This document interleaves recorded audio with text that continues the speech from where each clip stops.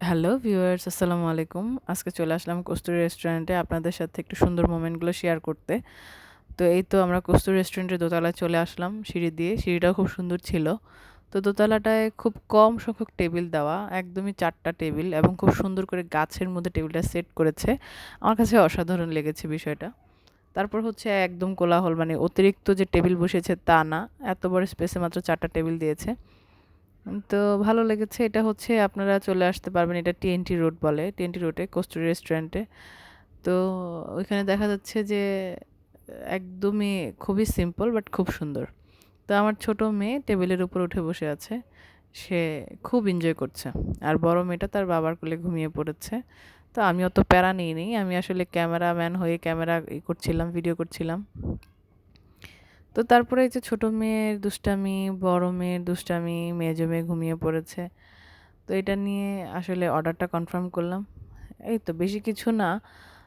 ৩ টা গ্রিল আর হচ্ছে নান রুটি অর্ডার দিয়েছিলাম। তো খাবারটা প্রায় চলে আসছে দেখতে পাচ্ছেন। খাবারের মানটা ভালো ছিল, খারাপ ছিল না। তো ভালো লেগেছে আমার কাছে। তো একটা ছিল ২ টা ছিল হচ্ছে গ্রিল আর একটা ছিল হচ্ছে চাপ।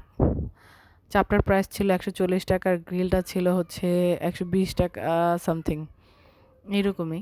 তো দামটা সব এভারেজে ঠিকই আছে। তো আমরা ২ টা গার্লিক নান হচ্ছে বাটার নান অর্ডার দিয়েছিলাম। আর একটা হচ্ছে প্লেন নান। ও গ্লাস নিয়ে খেলা করছে। ভাবছে যে গ্লাসেও কিছু খাবে। ও একবার পানি মুখে দিচ্ছে গ্লাস দিয়ে বলছে গ্লাসে পানি খাওয়া যায়। গ্লাসটার তো অবস্থা সেই টাইট বানিয়ে ফেলছে। পানি খেতে, খেতে সে দেখতেছেনই কি সুন্দর করে মিছামিছি খাচ্ছে। তো এই তো নানটা চলে আসছে। নানটা দেখতেও খুব সুন্দর ছিল। দেখতেও একদম যেমন খেতে তেমন দেখতে। তো ২ টা দই অর্ডার করেছিলাম। তো এই তো তারপর হচ্ছে খাওয়াটা শুরু করলাম। তো খাওয়া শুরুর সময় ভাবলাম যে ক্যামেরাটা বন্ধ করে নেই, পরে আবার চালু করব।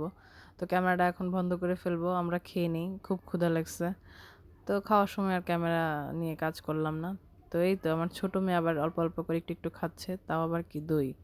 তার দইটা খুব পছন্দ। সে খুব মজা করে দইটা খাচ্ছে নিজ হাতে। দেখতেই পাচ্ছেন।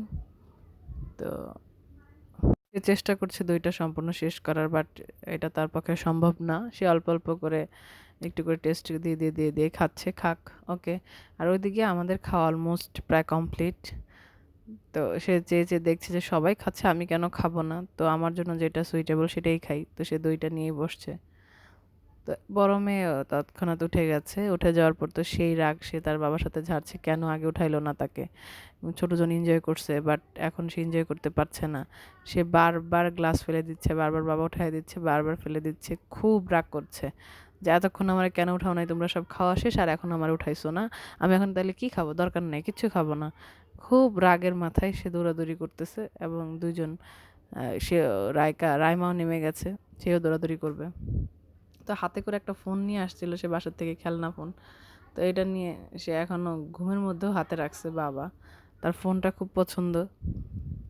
তো এখন সে একটু ভাব ধরে আছে। তো ভাব ধরে, ধরে তারা ২ জনই খেলা করছে আর মজা করছে। তো আমার কাছে খুব ভালো লাগে এইজন্যই আউটিং করা। ২ জনের আসলে ব্রেইনটা খুব ডেভেলপ হয়।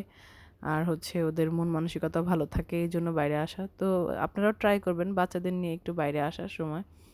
যেন একটু সময় করে বাইরে আসবেন, ওদের নিয়ে একটু খেলা করবেন। ধন্যবাদ। আসসালামু আলাইকুম।